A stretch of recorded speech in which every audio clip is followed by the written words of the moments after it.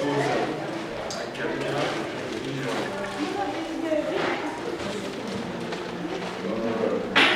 On entre dans l'étude sans autre forme de procédé. Qui se rappelle de cet adage? Oh, la salle se vide. Le loup et l'agneau, voilà.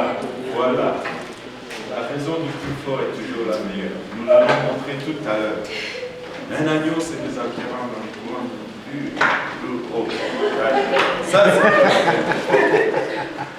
Ça, c'était quand l'école était l'école. Quand l'école était le fun.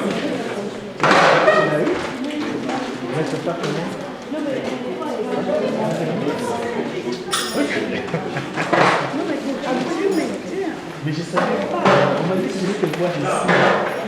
Donc vraiment, si ça arrivait, je te vu, je crois que j'étais dans la voiture. Tu aurais dû juste me dire, j'allais sortir.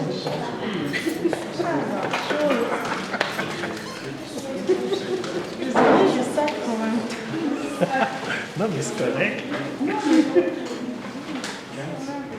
J'étais comme ça. Ah, ça faisait un moment que tu attendais.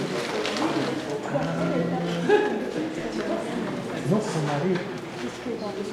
Son mari, ils ont dit qu'elle était en Suède. Il a demandé sa fille souvent pour voir. Après, son mari a dit non, je ne vais pas Vu qu'il n'y a pas assez de monde, moi, je disais que si vous pouvez venir pour ça, ouais, c'est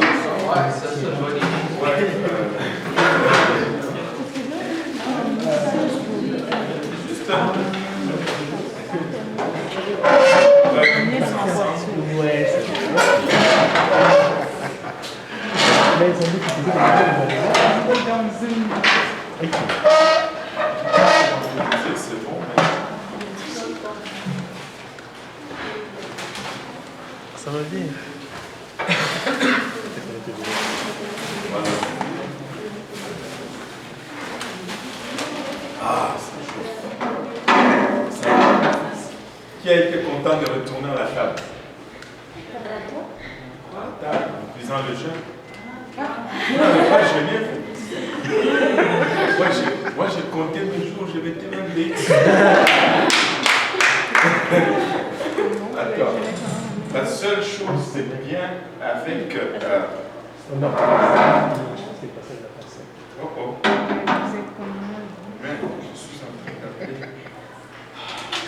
J'essaie d'envoyer un texto, mais je n'arrive même pas à envoyer un texto avec mon compte. Oh oh. Aïe. Bon, c'est bon. Je pense que le message est passé quand même. Alléluia. Bon, là, on avait vu Jésus ressuscité. On va parler des morts et de toutes ces choses. Et je veux vous dire une chose, c'est que nous, les humains, notre nature est telle que nous sommes toujours très fascinés par la mort et toutes ces choses. Mais on a passé beaucoup de temps sur la mort, la destination des morts et tout cela. On a argumenté, on a creusé. Mais savez-vous que, au fond, ce n'était pas ça le plus important. Le plus important, ce n'est pas de savoir qui va où, mais le plus important, c'est de savoir comment je vais aller où. Moi, je veux savoir comment je dois aller au ciel. Et ça, c'était pourquoi Jésus-Christ est venu. C'est bon de savoir toutes ces choses. Et ce sont des choses même sur lesquelles, même si on s'est trompé, ça c'est correct. Je peux me tromper sur la destination finale des morts.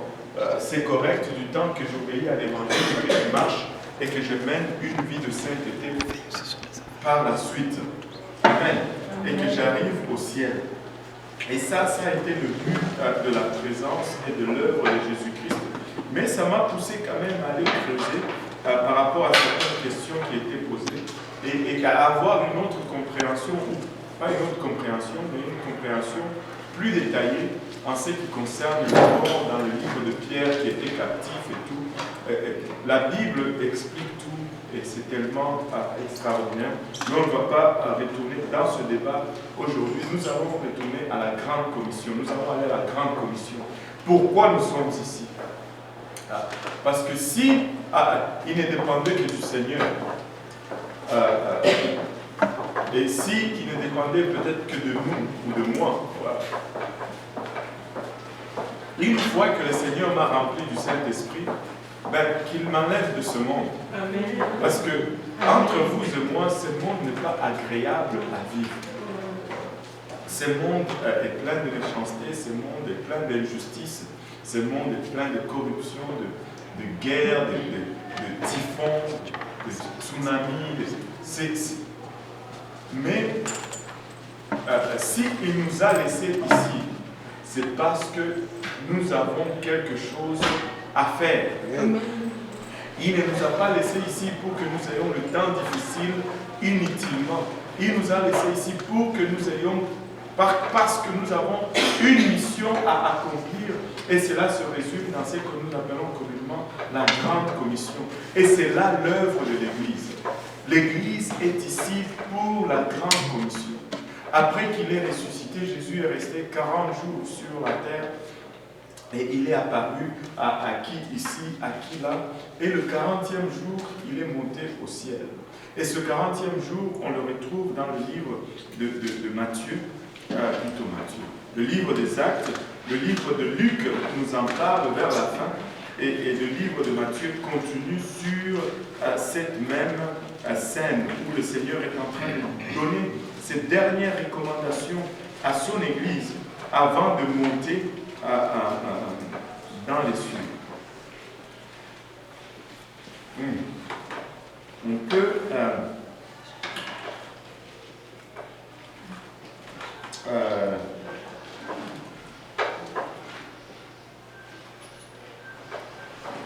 peut aller dans le livre des Actes, chapitre 1. Au fond, le livre des Actes, c'est la suite du livre de Matthieu. Plutôt le livre de Luc. Qu'est-ce que j'ai avec Matthieu aujourd'hui? Luc, c'est celui qui a écrit le livre de Luc et il a écrit aussi les livres des Actes des Apôtres. Et on va le lire verset 1 au verset 8. Au nom de Jésus. Théophile, j'ai parlé dans mon premier livre de tout ce que Jésus a commencé de faire et d'enseigner dès le commencement jusqu'au jour où il fut enlevé au ciel, après avoir donné ses ordres par le Saint-Esprit aux apôtres qu'il avait choisis. Après qu'il eut souffert, il leur apparut vivant et leur en donna plusieurs preuves, se montrant à eux pendant 40 jours et parlant des choses qui concernent le royaume de Dieu. Comme il se trouvait avec eux, il leur recommanda de ne pas s'éloigner de Jérusalem, mais d'attendre ce que le Père avait promis, ce que je vous ai annoncé, leur dit-il. Car Jean a baptisé d'eau, mais vous, dans peu de jours, vous serez baptisés du Saint-Esprit. Alors les apôtres réunis lui demandèrent, Seigneur, est-ce en ce temps que tu rétabliras le royaume d'Israël? Et il leur répondit, ce n'est pas à vous de connaître les temps ou les moments que le Père a fixés de sa propre autorité. Mais vous recevrez une puissance, le Saint-Esprit survenant sur vous, et vous serez mes témoins à Jérusalem, dans toute la Judée, dans la Samarie et jusqu'aux extrémités de la terre. Après avoir dit cela, il fut enlevé pendant qu'il le regardait, et une nuée le déroba à leurs yeux. Et comme ils avaient leur regard fixé vers le ciel pendant qu'ils s'en allaient, voici deux hommes vêtus de blanc leur apparurent et dirent, Hommes galiléens, pourquoi vous arrêtez-vous à regarder au ciel? Ce Jésus qui a été enlevé au ciel du milieu de vous viendra de la même manière que vous l'avez vu allant au ciel. Waouh, il viendra de la même manière que vous l'avez vu allant au ciel. Ça, c'est une chose. Quand le Seigneur va revenir, nous allons le voir du ciel revenir. La Bible nous dit tout œil le verra. Comme l'éclair traverse le ciel de l'Orient vers l'Occident, ainsi sera l'avènement du Fils de l'homme. Et ça sera un jour extraordinaire. Il n'y aura pas de doute. Le livre de Matthieu, pour de vrai, cette fois-ci, nous dit que si on vous dit qu'il est dans le désert, n'y allez pas. Si on vous dit qu'il est dans une maison ou dans une chambre, n'y allez pas, car il va apparaître au vu et au su de tous. Et ça va être comme ça. Donc si on vous dit, aujourd'hui il y a plusieurs Jésus partout qui se disent. Moi j'en ai déjà personnellement rencontré un à Charlevoix. Un jour on évangélisait avec le frère Mike. Il m'a dit, viens, je vais te faire rencontrer quelqu'un de très intéressant. On entre là, il avait une robe avec des sandales.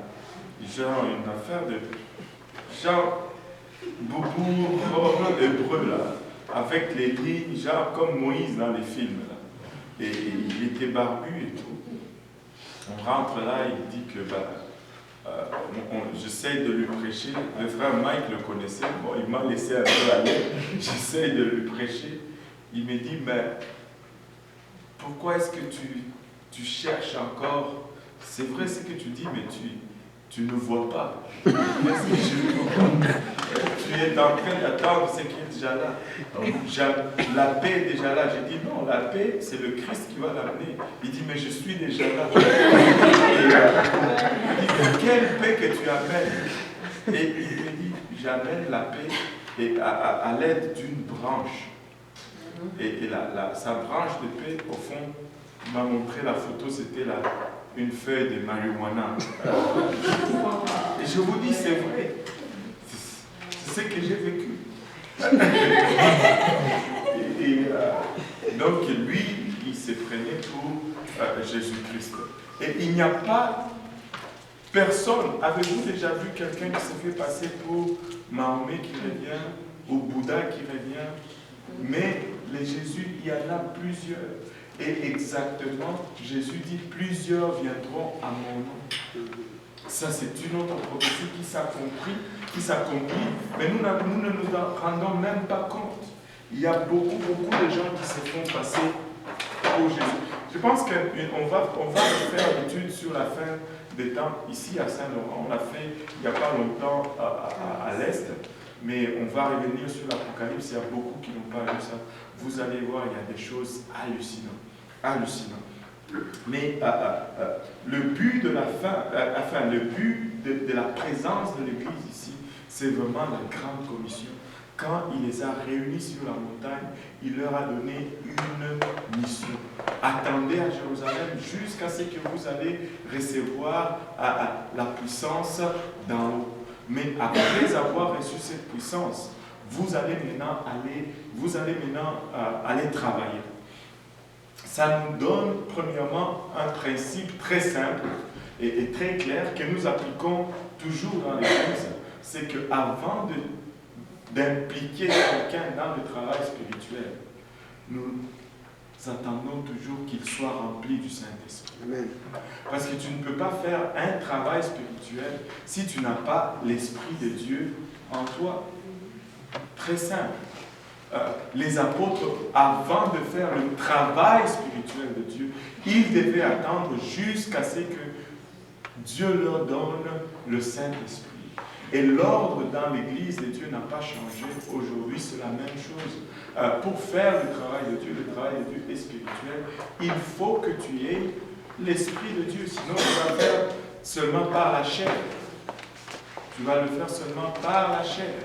Et la chair ne va pas produire de fruits de l'Esprit.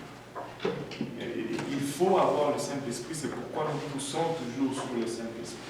Nous poussons toujours sur le Saint-Esprit parce que ça prend le Saint-Esprit pour faire le travail de l'Esprit. Amen.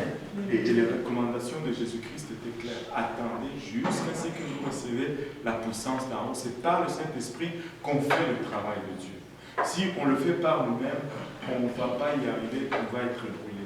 Maintenant, quand il leur a donné cette commission, il y a eu 6 éléments. Il y a 6 éléments que nous disons qui font partir de cette commission ou de cette mission que le Seigneur a donnée à l'Église. Et en passant, la mission, ce n'est pas pour les pasteurs, la mission, ce n'est pas pour c'est pour tout le monde. Nous sommes tous l'Église du Dieu vivant. Amen. Amen. Il y a plusieurs places où nous lisons cette commission. Dans Acte 1, nous l'avons lu. Mais nous allons lire aussi Matthieu 28, 19 et 20, et nous allons lire aussi Marc 15, et nous allons lire aussi Luc 24 à partir de 45. Voilà. Donc Matthieu 28, 19 et 20. Jésus s'étant approché, leur parlant ainsi. Tout pouvoir m'a été donné dans le ciel et sur la terre. Allez, faites de toutes les nations des disciples, les baptisant au nom du Père, du Fils et du Saint-Esprit, et enseignez-leur à observer tout ce que je vous ai prêché, tout ce que je vous ai prescrit. Et voici, je suis avec vous tous les jours jusqu'à la fin du monde. Jusqu'à la fin du monde. J'aime ce verset-là parce que il éclaircit plusieurs confusions dans les processus ou l'opération de l'Église. Dans la chrétienté courante, on a tendance à dire que si tu viens à l'Église, ok, c'est bon, mais pour que tu passes par le processus du salut, la repentance, les baptêmes d'eau et le baptême du Saint-Esprit, il faut qu'on te fasse le cours de baptême 101. Il y a même des églises où on va te faire payer ce cours-là. Moi, je ne vais pas les citer, mais je peux vous citer des églises où on te dit, pour être baptisé, il faut que tu fasses le cours sur le baptême. Mais pour faire le cours sur le baptême, il faut que tu payes le syllabus qui va avec le cours qui coûte $40. Bon, littéralement, on est en train de vendre le baptême. Or, ce n'est pas ça dans la Bible. Regardez ce que Matthieu 28, 19 nous dit. Allez, faites de toutes les nations des disciples, les baptisant au nom singulier. On ne va pas revenir sur la forme du baptême. On a élaboré là-dessus pendant tellement longtemps. Au nom du Père, du Fils et du Saint-Esprit, nous comprenons que c'est au nom de Jésus. Et enseignez-leur à observer tout ce que je vous ai prescrit. Allez, faites de les disciples. Mais comment vous allez le faire? D'abord, c'est par la prédication. Tu prêches la parole de Dieu. La parole de Dieu amène la conviction.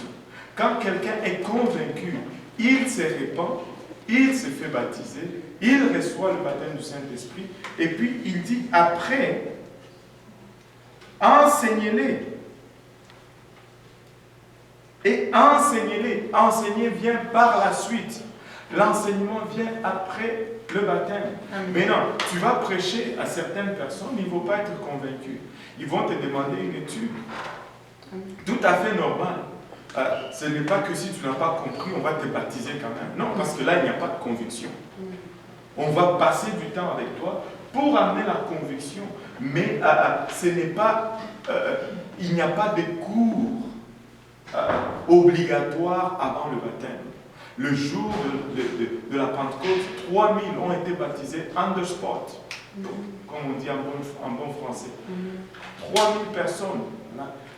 Chez Corneille, c'était le même jour. Les Géoliers, c'était le même jour. Il n'y avait pas de baptême 101. Et voilà.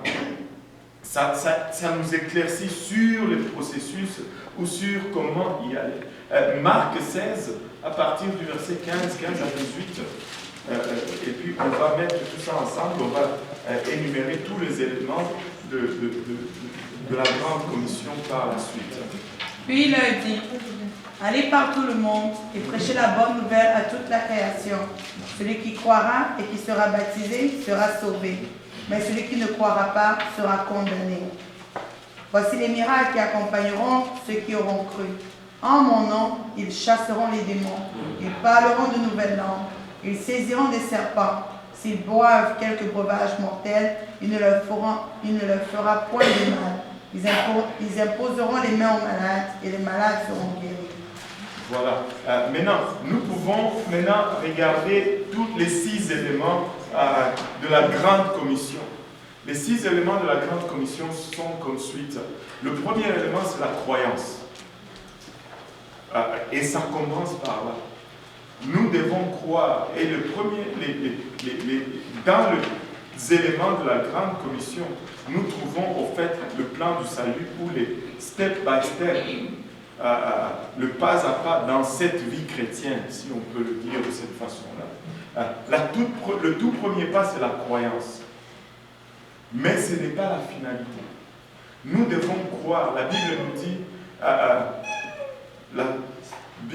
dit que sans la foi, il est impossible de lui être agréable. Nous devons croire d'abord que Jésus-Christ est Dieu.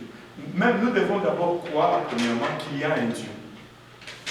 Nous devons croire que ce Dieu-là s'est incarné dans la personne de Jésus-Christ. Et nous devons croire qu'il est venu, qu'il est mort à la croix pour le pardon de nos péchés. Et quand il a versé de son sang sur la croix, c'était à notre place. Et nous devons croire que maintenant, parce qu'il a fait cela et qu'il nous a laissé ce plan, si nous appliquons ce plan en obéissant étape par étape à ce qu'il nous a prescrit, nous allons parvenir au salut. Nous devons le croire. Mais la croyance, ce n'est pas tout le salut. Aujourd'hui, on réduit le salut à la croyance. Crois seulement et tu seras sauvé. Confesse seulement. Oh, il a reçu Christ comme son sauveur personnel. La Bible, ce n'est même pas une phrase qui se trouve dans la Bible, recevoir Christ comme sauveur personnel. C'est une bonne phrase. Elle n'est pas fausse, mais elle induit beaucoup de gens en erreur. Parce qu'on s'arrête à juste croire. Vous savez, croire sans faire, ça ne sert à rien. Ça ne sert à rien. Maintenant, le premier élément, c'est croire. Parce que si tu ne crois pas, tu ne vas même pas faire tout le reste qui va suivre. À moins que tu sois dérangé dans ta tête.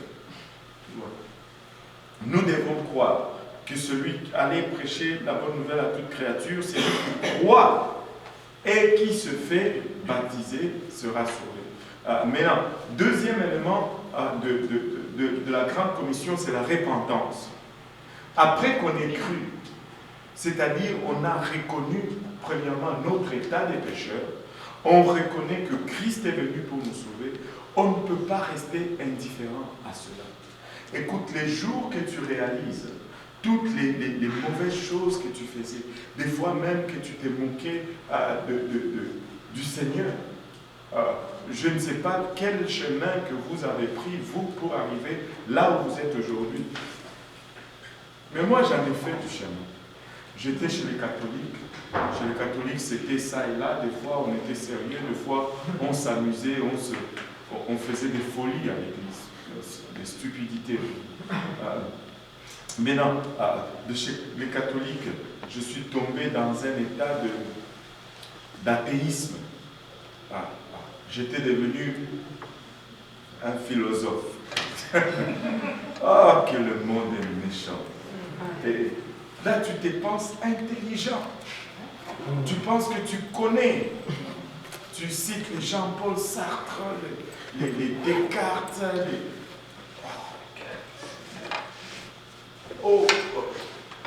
c'est une folie, une aberration totale. Et tu te rends compte que tous ces gens-là, à la fin de leur vie, ils ont remis en question tout ce qu'ils ont confessé durant toute leur vie. Moi, j'étais un grand fanatique de Jean-Paul Sartre. Oh non, grave, merci Seigneur pour la délivrance. Après, tu sors de cet athéisme, là tu commences à chercher Dieu. Je suis rentré dans un autre mouvement au fond, qui s'appelait The Way. Je ne sais pas s'il y en a qui a connu ce mouvement, c'était très populaire chez nous, The Way, le mouvement The Way ou la voie. C'était un mouvement qui croit dans le baptême du Saint-Esprit et qui prêche le baptême du Saint-Esprit avec l'évidence de parler en langue. Mais il croit que Jésus-Christ n'est pas Dieu et que Jésus-Christ est Jésus-Christ, c'est quelqu'un envoyé par Dieu, mais il n'y a pas eu de divinité en Jésus-Christ. Et donc, il ne croit pas dans le baptême d'eau. Il croit que ce n'est pas nécessaire pour le salut. J'ai trimé là-bas pendant des mois, même des années, je dirais. Mais ce que j'ai appris de là, c'est que j'ai commencé au moins à lire la Bible. ça m'a permis de commencer à voir les décalages entre le catholicisme et la Bible. Et ça m'a ouvert les yeux à cela. Et là, je suis sorti de là pour entrer un peu dans l'évangélisme charismatique, machin. J'ai fait le tour ici. Quand je suis arrivé ici, j'étais, à l'époque, c'était Vie et Réveil. Mais finalement, Dieu m'a amené à la bonne place. J'ai posé mes bagages. Et mon circuit était complet. Mais je ne peux pas, et vous ne pouvez pas regarder les autres étapes pour me dire, oh, ben c'est inutile. Ne rencontre pas quelqu'un qui est encore, si tu rencontres quelqu'un qui est peut-être encore à l'étape de The Way, ben ne commence pas à le fustiger, à le mettre en enfer. Non, donne-lui la vérité. Et s'il dit, est-ce que ça veut dire que là, tout ce que j'ai fait, c'était pas bon? Pas nécessairement. Ça veut dire tout simplement que maintenant, tu dois passer à un autre niveau. Maintenant, tu dois aller à un autre niveau. J'ai toujours donné cet exemple, cette illustration. C'est que quand j'étais à l'école primaire, on me disait 2 moins 3, j'écrivais impossible. Et on me donnait 10 sur 10. Et j'étais content. Mais quand je suis allé au secondaire, on me disait 2 moins 3, je ne pouvais plus écrire impossible, je devais écrire moins 1. Est-ce que ça veut dire que mon impossible était, j'étais dans l'erreur? Non. À un moment donné, je dois passer à l'étape supérieure. À un moment donné, je dois à recevoir tout ce que Dieu a en réserve pour moi. Et c'est comme ça. Il y en a qui sont nés dedans, mais il y en a qui arrivent progressivement. Alléluia. Maintenant, après la croyance, nous devons passer à la repentance. Quand nous regardons en arrière toutes les choses que nous avons faites et nous voyons ce que Jésus-Christ a fait pour nous, et on ne peut pas s'empêcher de regretter. On ne peut pas s'empêcher d'avoir mal. On ne peut pas s'empêcher de dire, mais comment est-ce possible? Comment est-ce que je n'ai pas vu? Et on a un sentiment de regret, mais le sentiment de regret n'est pas toute la repentance. On va des fois pleurer, et pleurer, ce n'est pas toute la repentance. La repentance implique aussi une décision. C'est-à-dire, après avoir regretté, après avoir pleuré, si tu te lèves de là et que tu retournes, tu commences à revivre la même vie, ça ne te servira à rien. La repentance implique aussi une décision. Au fond, le mot repentance signifie littéralement un demi-tour. Rien du mot grec métanao, qui veut dire un virage à 180 degrés. Je me détourne de ma foi. J'ai trompé, je ne trompe plus. J'ai menté, je ne mens plus. J'ai volé, je ne vole plus. J'ai triché, je ne triche plus. J'ai buvé, je ne bois plus. Enfin, l'alcool. J'ai fumé, je ne fume plus. N'importe quoi. Il n'y a pas d'exception. Dans la boisson, il y a des exceptions. On peut boire du jus non fermenté, mais on ne peut pas boire du jus fermenté. Amen. Alléluia. Maintenant,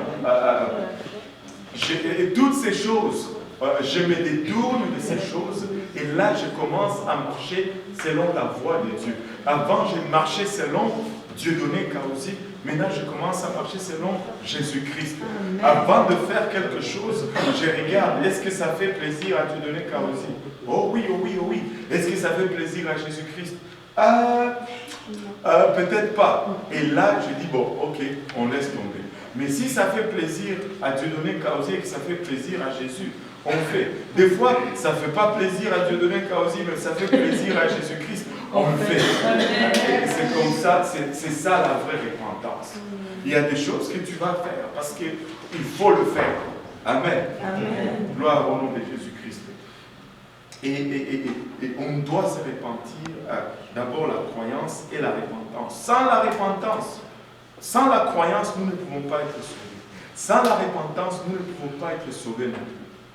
Jésus-Christ nous dit, si vous ne vous repentez pas, vous mourrez tous également dans vos péchés. Sans la repentance, c'est impossible d'être sauvé. Dieu ne nous sauve pas dans nos péchés, il nous sauve dès nos péchés. C'est-à-dire hors de nos péchés. Alléluia. Après la repentance, vient le baptême d'eau. un autre sujet à polémique dans la chrétienté moderne. Le baptême d'eau est-il nécessaire pour mon salut? Oui, 1000 fois oui, tu dois être baptisé d'eau si tu veux être sauvé. Il n'y a pas de questionnement là-dessus. Jésus-Christ dit dans Marc 16, 15, celui qui croit et qui s'est fait baptiser sera sauvé. Et qui s'est fait baptiser,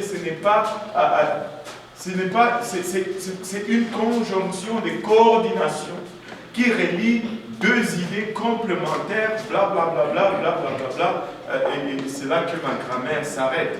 Mais je sais que ça relie deux sujets complémentaires. Celui qui croit et qui s'est fait baptiser. Si c'était l'un ou l'autre, on n'allait pas mettre et, on allait mettre ou. Celui qui croit ou qui s'est fait baptiser, là j'allais avoir l'option soit de l'un ou soit de l'autre. La Bible nous dit celui qui croit et qui se fait baptiser. Jésus dans le livre de Jean chapitre 3, il dit à Nicodème, si tu n'es pas né d'eau et d'esprit, tu ne peux entrer dans le royaume des cieux. Le baptême est nécessaire, est obligatoire pour ton salut. Amen. Pour ton salut. Au fond, on est baptisé d'eau pour le pardon de nos péchés. C'est le baptême d'eau qui lave nos péchés. On va regarder ça après avoir parlé du baptême du Saint-Esprit. Le troisième point, je vais revenir sur le baptême d'eau. Le troisième point, c'est le baptême du Saint-Esprit. Le quatrième point, je veux dire, c'est le baptême du Saint-Esprit. Nous devons recevoir le baptême du Saint-Esprit également, si nous voulons être sauvés. Le baptême du Saint-Esprit fait partie intégrale du salut. Le salut, ce n'est pas une chose. Le salut, c'est toutes ces choses. S'il en manque, ben, ça ne fonctionnera pas.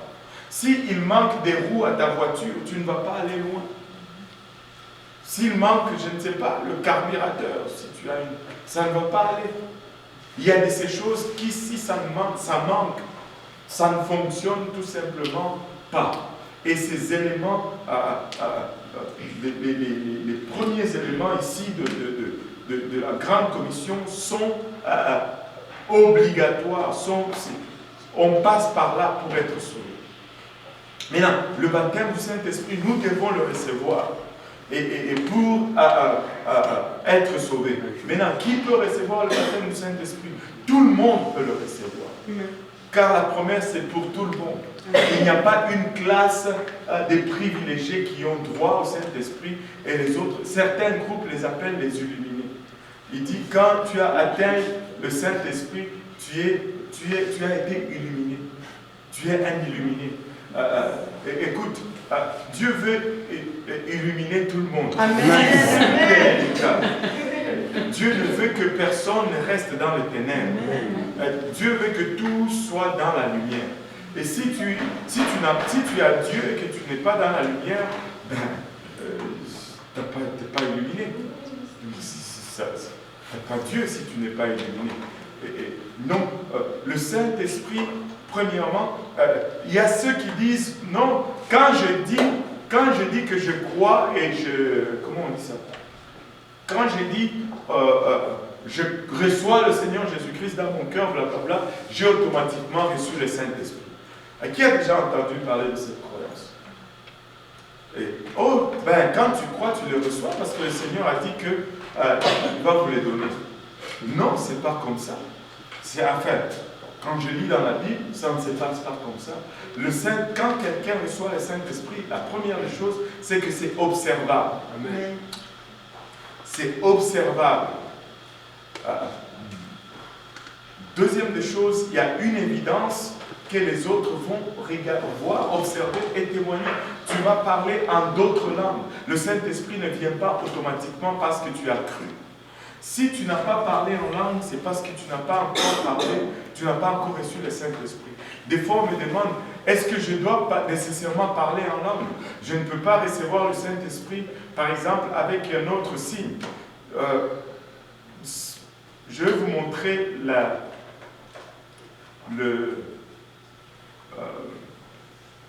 où ceci n'est pas vrai. Ils font recours aux 9 dons de l'Esprit.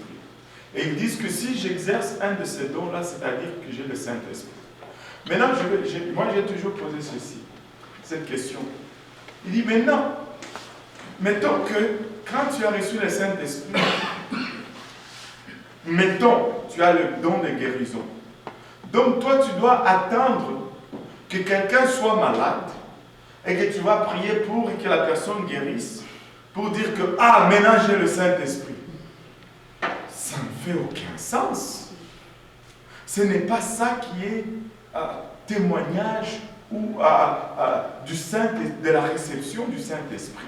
Dieu ne peut pas te donner le Saint-Esprit et attendre que quelqu'un soit malade pour te confirmer que tu as le Saint-Esprit. C'est une drôle de choses. Et le 9 dons, ce sont 9 dons. Mais le parler en langue, ce n'est pas un de 9 dons.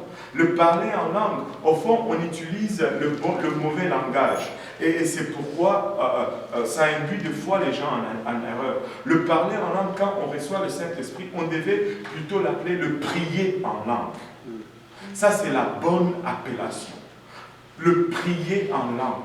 Quand nous recevons le Saint-Esprit, nous allons parler en d'autres langues. Et ces parler en langue, ce sont des prières. Ce sont des prières. Mais maintenant, l'Esprit qui est en toi va exercer des dons, d'où les 9 dons. Mais si tu n'as jamais reçu le Saint-Esprit, il n'y aura pas de dons qui vont suivre. C'est aussi simple que ça. Maintenant, la Bible nous démontre plusieurs places. Et la place la plus claire, c'est Actes chapitre 8. Oui. Est-ce que tu peux avoir le Seigneur peut te donner un de ses dons sans que tu sois rempli du Saint-Esprit? Tu peux exercer. Ce n'est pas que tu as un don. Et je vais te l'expliquer. Dieu répond à la foi. Ce n'est pas parce que je donne une parole de prophétie que j'ai nécessairement le don de prophétie ou que je suis nécessairement prophète. Voilà. Je peux prier pour quelqu'un, il guérit. Cela ne veut pas dire nécessairement, je ne veux pas aller commencer à dire que j'ai le don de guérison, parce que tout croyant peut faire cela. Mais quand on parle de don, ça devient quelque chose qui sort de l'ordinaire. On peut aligner 60 malades, tu pries pour eux, et puis paf, un après l'autre, ils sont tous guéris. Et Dieu va exercer cela très souvent dans des cas très particuliers. Dieu ne va pas faire cela pour juste faire un show. Il va faire cela quand il y a le besoin. Quand il y a le besoin. Très souvent, nous voulons, surtout avec le don, nous voulons juste étaler la puissance de Dieu, juste pour l'étaler. Dieu répond aux besoins. Dieu ne répond jamais aux demandes juste comme ça. Ça, c'est un enseignement qu'on avait eu qui m'a beaucoup aidé sur ça. La question était celle-ci. Pourquoi Jésus-Christ était si puissant? Et la réponse peut nous éclairer à tous. C'est parce qu'il était toujours au sujet du but, le propos. Parce qu'il était toujours au sujet du propos. Le pouvoir va être là à cause de l'objectif. Si l'objectif n'est pas là, la raison n'est pas là, Dieu ne va pas démontrer son pouvoir.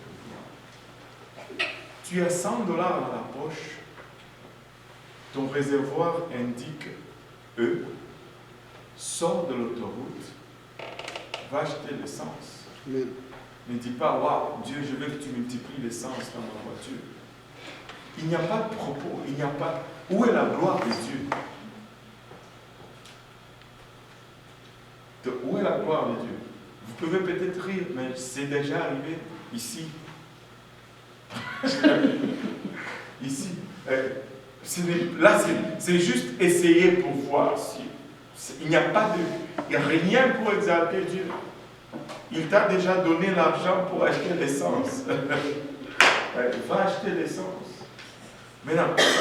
Mais, oui. Vous dites que ce n'est pas pour l'étalage de sa puissance. Est-ce que ça ne peut pas servir pour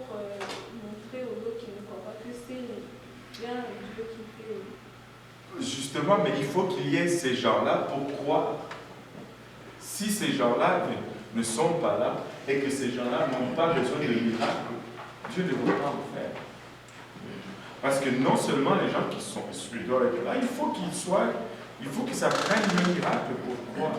Et laissez-moi vous dire aussi une chose en ajoutant ceci. Quand ça commence à prendre un miracle pour que tu crois, ce n'est pas une bonne nouvelle pour toi. Ça commence à être des avertissements. Ça commence à être trop loin. Parce que Dieu va toujours t'approcher d'abord par la simple parole.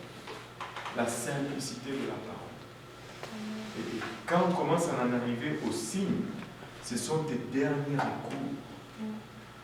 Saute dans la boîte et accroche-toi à Dieu. Amen. Accroche-toi à Dieu. Parce que c'est-à-dire que tu n'as pas saisi le simple message. Tu sais que ça veut dire. Voilà. Maintenant, Dieu va le faire des fois pour délivrer les siens des situations difficiles. Il va faire des miracles pour délivrer les gens des situations difficiles. Oui. Moi, j'ai juste une petite question par rapport au parlage en langue, en fait. Oui. Mais quand on utilise des sons inexprimables, c'est appelé aussi langue? Oui. La Bible appelle la langue. La Bible décrit ça comme suite. Pas des sons inexprimables, mais des soupirs inexprimables. Quand tu pries en langue, l'Esprit intercède en poussant des soupirs inexprimables. C'est-à-dire, toi, dans ton vocabulaire, tu ne peux pas exprimer ce que le Saint-Esprit essaie d'exprimer. Et il trouve que la façon de l'exprimer, c'est utiliser cette langue. Maintenant, c'est une langue qui est inconnue à nous, mais qui n'est pas inconnue à Dieu. Parce que Dieu le comprend parfaitement. Au fond, c'est une ligne directe à Dieu. Et des fois, ça va nous amener à prier même pour des situations qui nous sont totalement inconnues. On intercède et on prie à l'Esprit. Oui. Moi, j'ai déjà parlé en langue, puis une soeur derrière de moi, c'est exactement ce que je faisais au même moment. Mais c'était pas voulu, j'essayais pas de l'imiter, Ouais. mais les deux faisaient les mêmes sons au même moment. Ça va déjà arriver ici. Oui, c'est bon. Ça veut dire pour moi tu as une confirmation que tu n'es pas le seul. Tu n'es pas le seul. Vous savez, j'ai lu une fois quelqu'un qui ne croyait pas au parler en langue. Il a dit, vraiment c'est bizarre. J'étais chez nous en Afrique, je riais de ces gens qui parlent en langue. Et quand je les entendais, c'était les mêmes choses. Et il essayait d'écrire ce qu'il avait, ce qu'il entendait. Acharaba, charaba, charaba. Il dit, je viens en Amérique. Je vais quelque part dans une petite église. Des gens qui ne se connaissent pas, je rentre là et c'est le même acharaba, charaba, charaba. Il y a quelque chose là-dedans qui me dépasse. Je lui dis, mais c'est tout simplement parce que c'est le même esprit, mon mec. Et c'est réel. Donc, mets-toi à la page. Tu es en train de passer à côté, là. Et c'est ça. Le parler en langue, il y a beaucoup de polémiques là-dessus. Mais écoutez, nous devons parler en langue chaque jour. Et chaque jour, le plus tu parles en langue, le mieux c'est pour toi. Écoutez, même la médecine, il y a la vidéo que certains d'entre vous l'ont même vue sur YouTube. Quand tu parles en langue, on a mis des électrodes pour lire les activités du cerveau alors que quelqu'un parle en langue. On a mis des électrodes. La section du cerveau où le parler est généré. Quand tu parles, quand je parle comme ça en français, toutes les neurones sont en activité là. Ça coule. Mais ça court partout. Mais quand je commence à parler en langue, c'est le calme total. Il n'y a pas d'activité dans la partie du cerveau qui est responsable de générer la parole. Wow! Vraiment, tu es en train de parler à l'esprit. Ce n'est pas ton cerveau qui parle. Oh Seigneur Jésus-Christ, aide-nous. Et c'est une arme puissante. C'est une arme puissante. Maintenant, on va aller dans Luc. Pas Luc, Acte.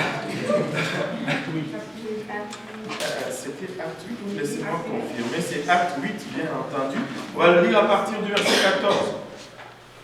Et on va voir la preuve que le Saint-Esprit, on pouvait l'observer. Les apôtres qui étaient à Jérusalem, ayant appris que la Samarie avait reçu la parole de Dieu, lui envoyaient Pierre et Jean. Ceux-ci, arrivés chez les Samaritains, prièrent pour eux, afin qu'ils reçussent le Saint-Esprit. Car il n'était encore descendu sur aucun d'eux. Ils avaient seulement été baptisés au nom du Seigneur Jésus. Alors Pierre et Jean leur imposèrent les mains et ils reçurent le Saint-Esprit. Lorsque... Non, ça va, c'est bon. Écoutez, regarde ceci. Ça, ce sont des gens qui ont cru. Amen. Parce que la Bible nous dit les apôtres qui étaient à Jérusalem ayant appris que la Samarie avait reçu la parole de Dieu, c'est-à-dire ils ont cru. Ils envoyèrent Pierre et Jean parce qu'il y avait un souci.